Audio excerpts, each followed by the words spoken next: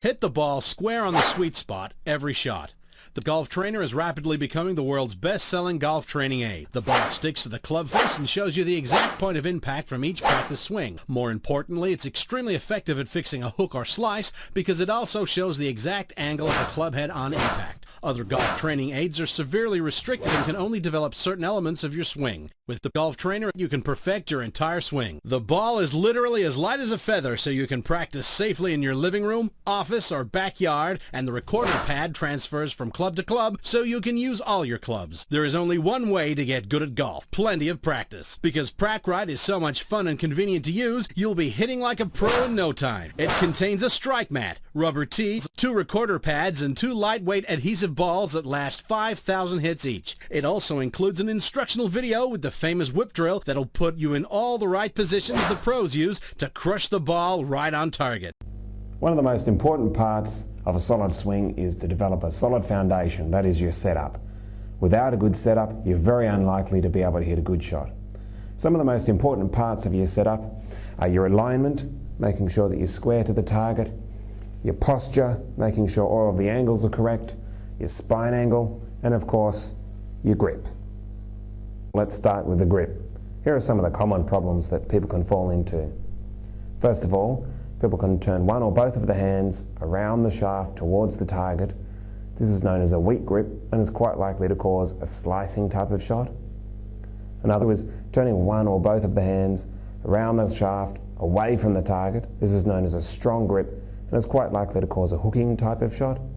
Another problem that a lot of amateurs get into is gripping the club way too tightly. Now I'm going to show you how to construct the correct grip. Start with the left hand. Make sure that the grip runs on a slight diagonal across the base of the fingers of the left hand, starting at the second knuckle of the pointer finger and ending just below the first knuckle on the little finger, like so. When you wrap your hand around the club, make sure that the line formed between the thumb and pointer finger points approximately towards your right ear. When looking down in the address position, you should be able to see 2 or 2.5 knuckles on your left hand.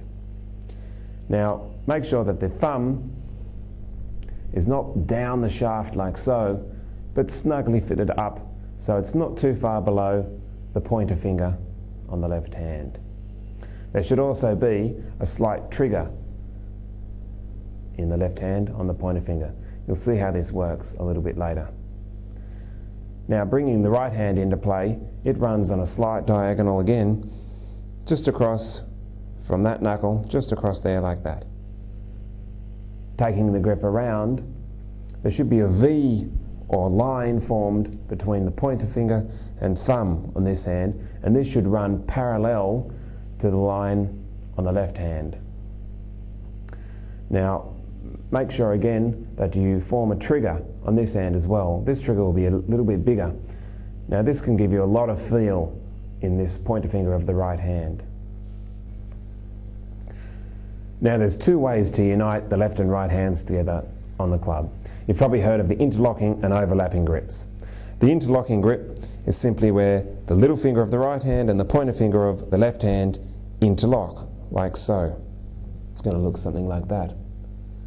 Overlapping grip, this is where the little trigger on the left hand comes into play. The pinky of the right hand overlaps that, like so, and it's going to look something like that. Now, they're both as good as each other, but Jack Nicklaus and Tiger Woods, 2 of the greatest players in history, use the interlocking grip, but most players on tour use the overlapping grip. The main thing is that the 2 hands need to be united together so they form one unit instead of being apart and acting independently. Just to reiterate, the V's or lines on your hands, on the left hand, it should point to your right ear. The V or line formed by the right forefinger and thumb should point parallel to that, so it'll point just slightly outside of the right ear.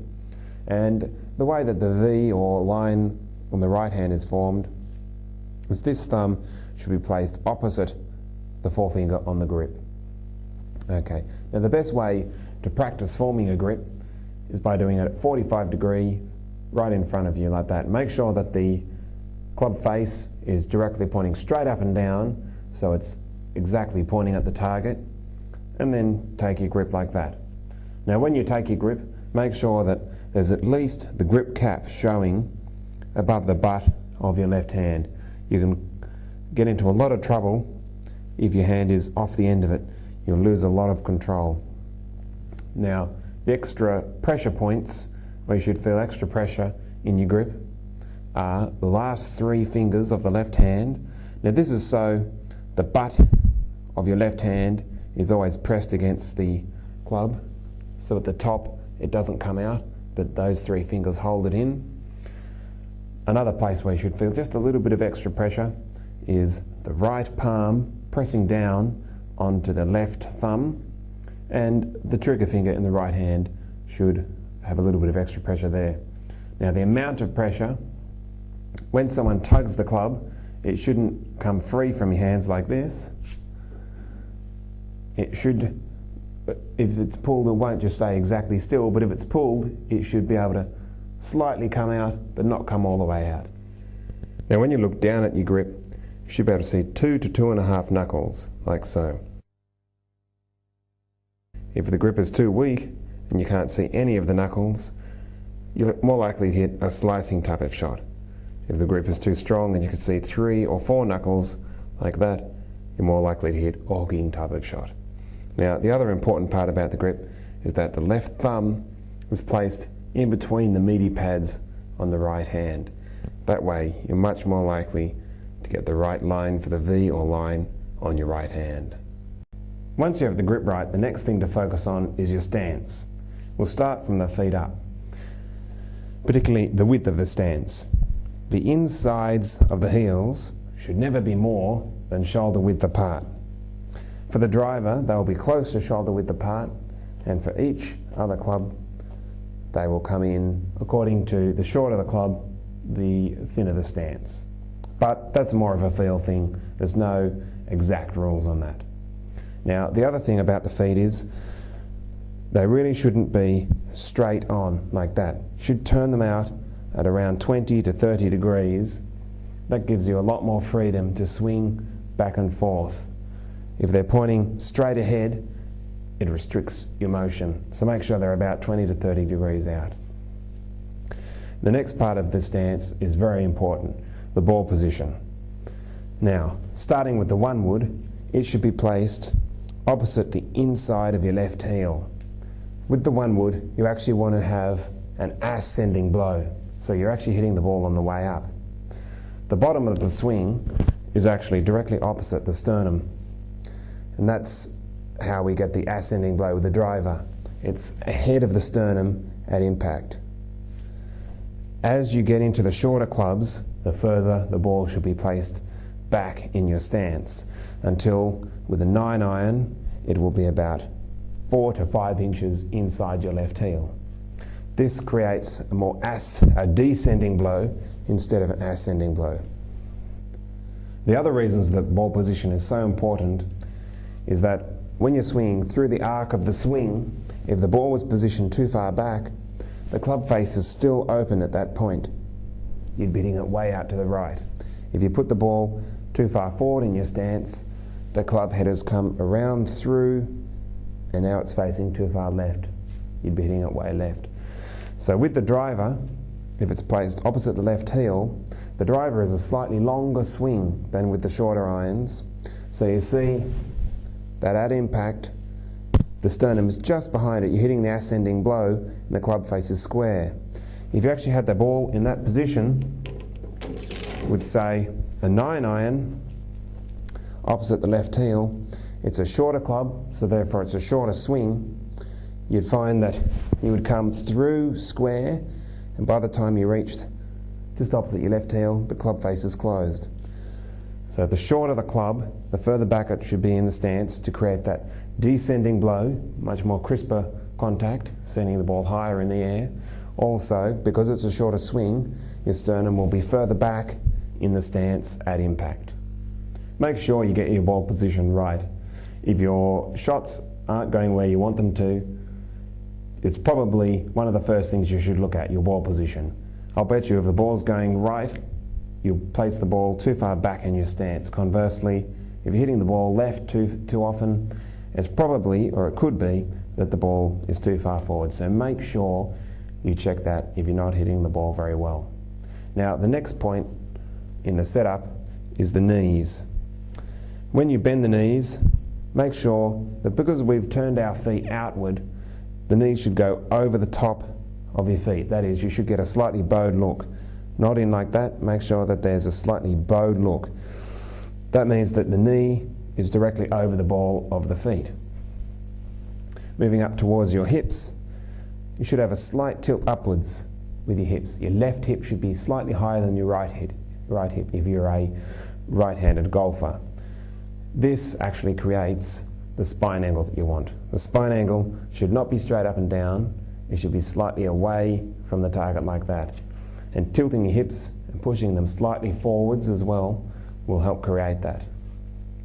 Now, the hips should actually bend right from the hips, not the lower back. Make sure that you're bending from the hips. Just stick your bum out a bit and have a nice flat lower back.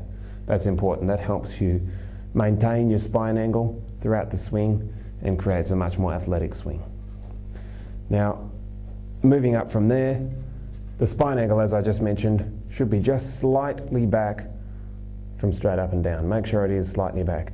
And you create that, as I said, by tilting the hips slightly up, putting them slightly forward. And the spine angle should be slightly back like that. After you've got your spine angle correct, that is slightly tilted away from the target, the next point to think about is your head. Particularly, make sure that the chin is up and slightly to the right. This allows the shoulders to turn freely underneath the chin. If the chin is down, when you turn back, your head's got to turn with it. Or, if you're going to keep your head relatively still, you won't be able to make a full shoulder turn. So make sure the chin is tilted up and slightly to the right. We'll talk about this a bit more later, but you also have to make sure that the eyes are still parallel to the target line when you do that. It's important that at address your elbows face inward and upward. That is to say, they're not pointing outwards where the left elbow is pointing towards the target and the right elbow is pointing away from the target. Make sure they're in this position where if you drew a line from the elbows backwards, it would hit your hip. And that's on both arms, your right and your left arm. So they're in a position like this, not like so. Bring them in. Now this is important on the left arm because when you come back through impact, you're able to square the club face a lot more easily. If the elbow is pointing out towards the target, it's very easy to leave the club face open when coming through impact. Also, with the right elbow pointing in towards that hip, that helps it fold correctly on the backswing. If it's pointing out away too far that way, you're going to get what's known as a flying elbow, like so. So make sure it's pointed towards your hips, you'll be able to fold it correctly. Now, the thing that a lot of golfers get into trouble with is the distance that the ball should be placed away from their body. A good reference point is that the upper part of the arms should be touching the chest. If no part of the arm is touching the chest, like so, the ball's too far away. If your entire arm down to your elbow is touching your body, the ball's in too close. So it should just be the upper part of the arms touching the chest, and you know you're about in the right position. Now, another really important part of the setup is that you make sure that you get those angles right at address, and then throughout the swing, even to after impact, you maintain those angles. That is, the angles here. That's a very important part of the swing. If you get that right, your ball striking will be much more consistent. The next part of your setup that is of crucial importance is your alignment. Now, assuming that you're hitting a straight shot, your alignment needs to be parallel to the ball target line. Now, the ball target line is simply a line drawn through the ball to your target, whether that be the flag or the middle of the fairway, hopefully not the lake. Now, you need to be parallel to that line, not pointing at the target. So make sure that you're parallel. A good way to practice that is to put one club out in front of the ball pointing at the target line and one club parallel to it about where your feet are going to be. Make sure that your feet, knees and hips are parallel to that line, and that your shoulders are just slightly open to that line, only a couple of degrees. You also need to make sure that your eyes are in alignment with that. They've got to be parallel. Even when you've lifted your chin up and turned it to the right, make sure that your eyes are parallel. A good way to practice this is to put a club parallel with your eyes, and when you tilt it, you can see whether you're off to the right or to the left or parallel. That's very important. Now, of course, this may sound simple, but you've got to check every time that your club face is pointing directly at the target. That is of absolute importance. Just to show you this from another angle, the feet, knees and hips should all be parallel to the target line. The shoulders should be slightly open, not too far, not closed, just slightly open to the target line, and make sure that your eyes also are parallel to the target line. Now this may seem like an obvious point, but at setup, make sure that the ball is set up in the middle of the club face, not out of the toe or out of the heel, but in the middle. Also, with a wood up on a tee, particularly a one wood, start with the club hovering up off the ground, not grounded. Now we're going to go through all of the checkpoints in a technically correct swing. The first checkpoint after address is the takeaway position. Now we're going to make this position when the butt end of the club is opposite your right thigh. If you're looking at yourself in a mirror, the butt end would be opposite your right thigh. The correct way to move into this position is by moving the club, hands, arms and body, particularly the shoulders, away in unison to get to that point. Not where the arms move independently of the body, but everything moves away together. Good way to check you're in the right position is to grab a club, put it in between your feet, behind your left heel and in front of your right toes, and move everything away in unison. When the club you're holding is parallel to the club on the ground, the club face of your club should also be parallel to that club on the ground. You know that the club face is still square then in relation to where the ball is, and you know that you've taken it away in unison. Another checkpoint is that the butt end of the club should be pointing at your navel when you're in this position. Make sure that that's happened. That shows you've taken everything away in unison. A good way to practice this is to put the butt end of the club just straight into your navel, take the address position and grip down on the club and move it away. Everything in unison, it's still pointing at the navel. If you move it away just with your hands and arms, it's going to come free of the navel. So make sure that you practice that. That's a good way to get the correct feeling.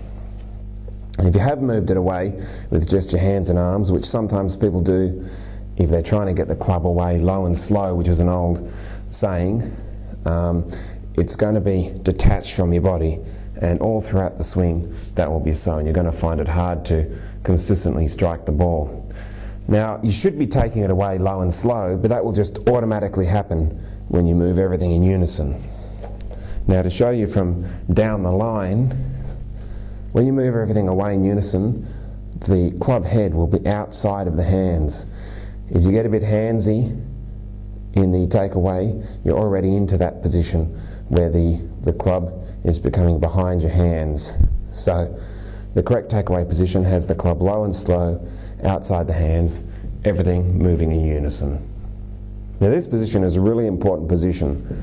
A lot of the top players, in fact most of the top players, say that if you're going to get any positions right in the swing, it should be your address and your takeaway. Jack Nicklaus said the first 18 inches of the swing are the most important.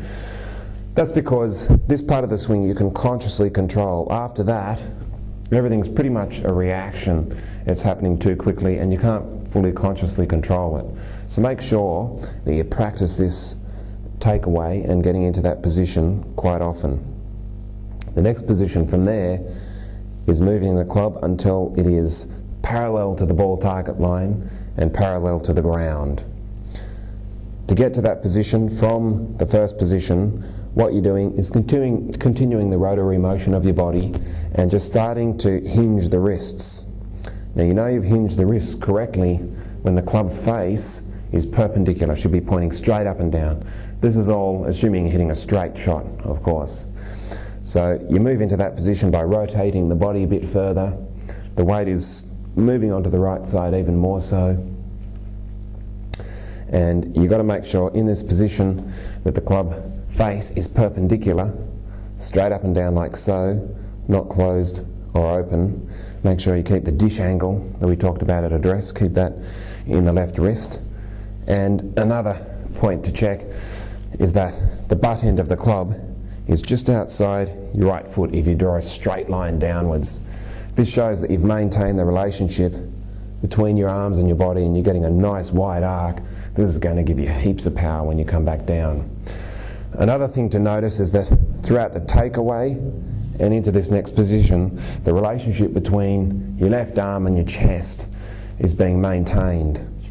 If you lose that relationship where they're not touching as they were at address, you're going to be outside the line, or if it comes inside the line, that's when it's touching all the way down.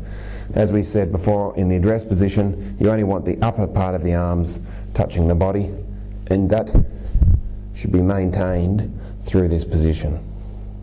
Now in this position, the butt end of the club will be just on the outside of your right foot. This is giving you the massive arc that you need to hit long balls like Tiger or Ernie Els and these sorts of guys. Now if you've come in too close in here, you're going to lose that and you're going to have much weaker shots. You're going to be coming down on the ball too much.